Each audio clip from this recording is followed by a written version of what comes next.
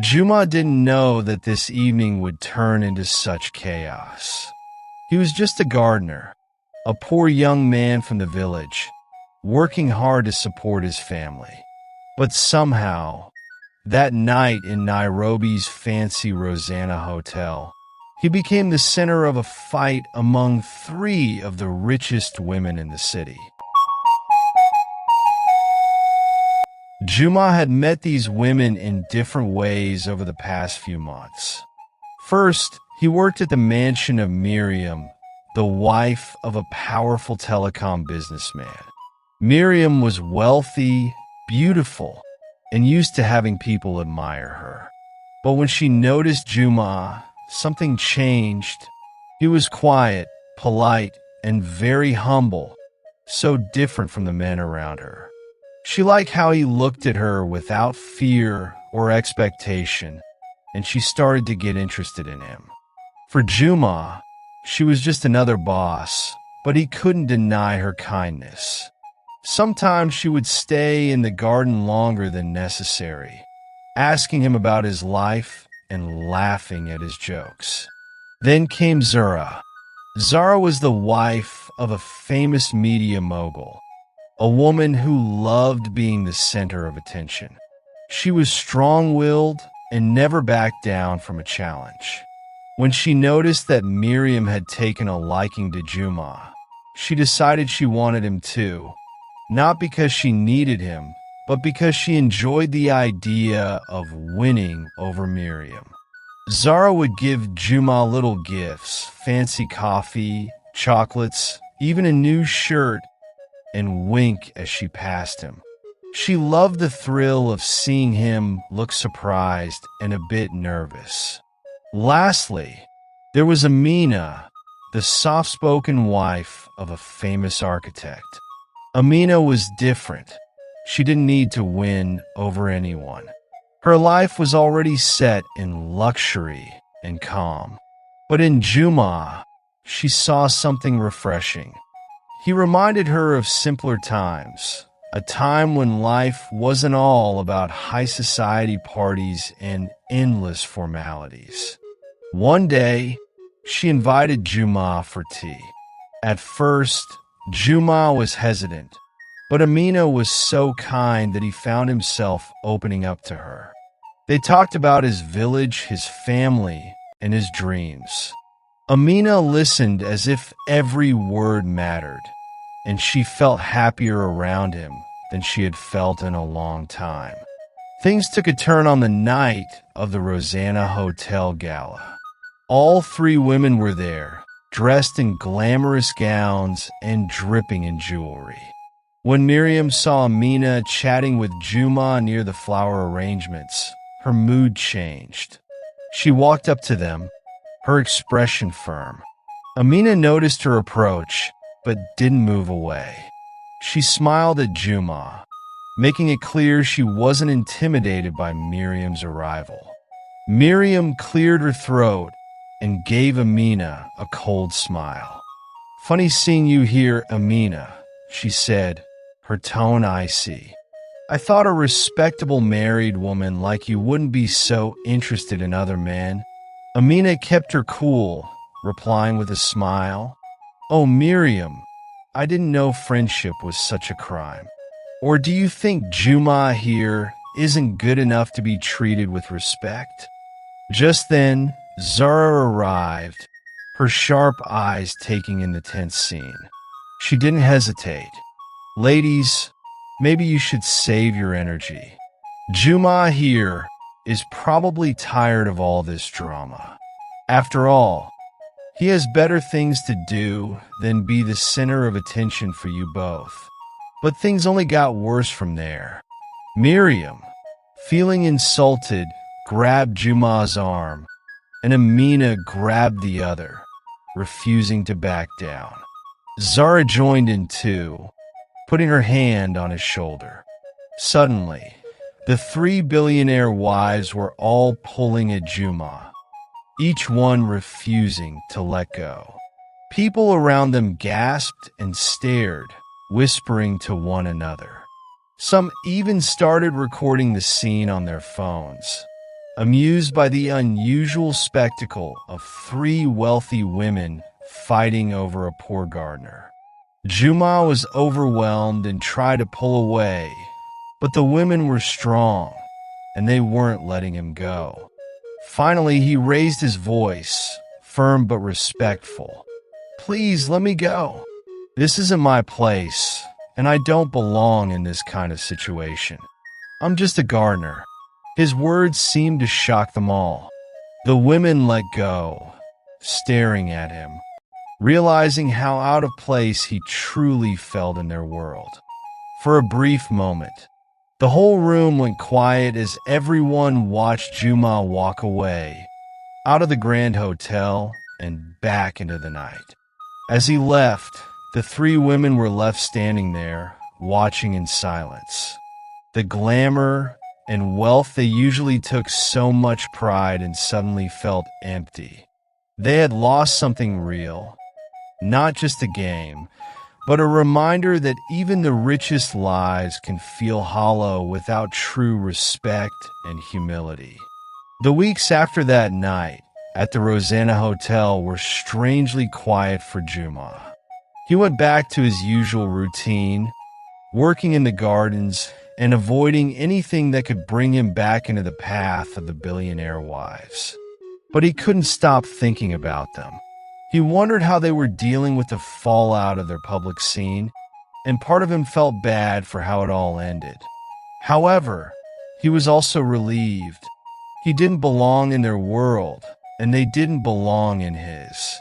But while Juma tried to move on, the three women hadn't forgotten him. Each one of them dealt with the incident in her own way, and none of them was willing to let go so easily. Miriam felt embarrassed about the whole scene. She was used to being admired, respected, even envied. To think that she had lowered herself to a public fight over a gardener. Yet, she couldn't shake off her feelings for Juma. There was something about his simple life and his honest smile that felt real to her. So, instead of giving up, she decided to approach him carefully. She began visiting the estate where he worked, pretending she was just taking an interest in the gardens. She would watch him from a distance, trying to find a way to reconnect. Zura, on the other hand, was angry at herself for getting involved in a game that didn't go her way. She had always prided herself on being able to win anyone over, yet Juma had walked away without a second thought. She was determined not to let it end like that. If Miriam was also trying to reach him, then Zara had all the more reason to make sure she didn't win. Zara decided to use her connections to track down Juma's background, learn everything about his life, and maybe even offer him something he couldn't refuse. Amina took a quieter approach. She was deeply embarrassed, but also regretful. She had no intention of hurting anyone, especially not Juma, who had shown her nothing but respect and kindness. She understood that he felt uncomfortable around them, and maybe that was her fault too. After thinking it over, Amina decided to apologize to Juma directly. She wanted to explain herself and perhaps make amends. One rainy afternoon, while Juma was pruning the roses at the estate, he saw a familiar figure walking toward him with an umbrella. It was Amina, dressed simply, no expensive jewelry or flashy clothes. She stopped in front of him and offered a small smile. "Juma, I just wanted to talk. Can we?" she asked softly. Juma paused, unsure of what to say, but eventually nodded. He led her to a small wooden bench by the garden, and they sat quietly, listening to the rain. I'm sorry for everything that happened, Amina began, her voice genuine. We acted foolishly, and I shouldn't have let things go that far. I don't want you to think I was toying with you. I truly enjoyed our conversations. Juma looked down, then replied, Thank you for saying that, ma'am. But I'm not sure why all of this happened. I'm just a simple man.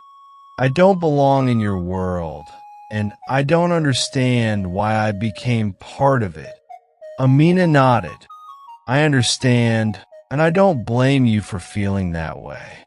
But sometimes, even in our world, people just need someone real, someone who isn't constantly thinking about money and power. She took a deep breath, choosing her words carefully. I know it's too much to ask, but I hope you'll forgive us. Juma looked at her, surprised at her sincerity. He nodded slowly. Thank you, Amina. I forgive you. As Amina left, Juma felt a small sense of closure. He hoped that would be the end of it. But just a few days later, Zara made her move. She arranged to meet Juma in a local cafe, surprising him by showing up unannounced. She handed him an envelope filled with cash, enough money to change his life. Juma stared at it, not knowing what to say. It's not charity, Zara insisted, noticing his hesitation. Think of it as a gift to thank you. You're a good man, Juma. You deserve better than struggling in a village. Use this to help yourself or your family. Just don't think about it too much. Juma shook his head. I appreciate it, ma'am, but I can't accept this. I don't want anything that makes me feel like I owe you something. I'm fine with what I have. Zara was taken aback, shocked that he would reject so much money without a second thought. She left the cafe that day more frustrated than ever. Her pride bruised, but her interest in Juma only deepening. And just when Juma thought he had finally dealt with everything, Miriam made her approach. She invited him to her estate one evening, saying she needed advice on the garden. When he arrived, he realized she had prepared a lavish dinner for just the two of them. The table was decorated with flowers. Candlelight flickered in the soft breeze, and the smell of delicious food filled the air. Juma was uncomfortable, but too polite to refuse. Miriam tried to charm him, asking him questions about his life, his family, his dreams. She laughed at his stories and offered him more food, keeping the atmosphere light and warm. But Juma couldn't shake the feeling that this was wrong. She was a married woman, and he didn't want to be part of something that felt dishonest. Finally, he stood up. I'm sorry, Miriam, but I can't do this. I respect you, but I need to keep my life simple. I can't let myself get involved in anything that would hurt you or anyone else. Miriam's face fell. She tried to hide her disappointment, but Juma could see it. She nodded quietly, understanding that she had pushed too far. As he walked home that night, Juma felt a mix of relief and sadness. He knew he had made the right choice, but he also knew that his life would never be the same. The world of the billionaire wives was close to him now, and he was fine with that. Over time, the women moved on, each learning a lesson from the encounter. Miriam realized that wealth couldn't buy everything, and that sometimes it was best to leave things as they were. Zura learned that not every person could be won over with money and power. And Amina, grateful for Juma's forgiveness, decided to cherish the simple things in her life more than ever before. As for Juma, he went back to his village, his heart lighter. He had experienced a glimpse of a world he'd never imagined, and he'd managed to walk away with his dignity intact. He knew he didn't belong among the wealthy, but he also knew he had something they couldn't buy: self-respect. And that, to him, was worth more than all the money in the world.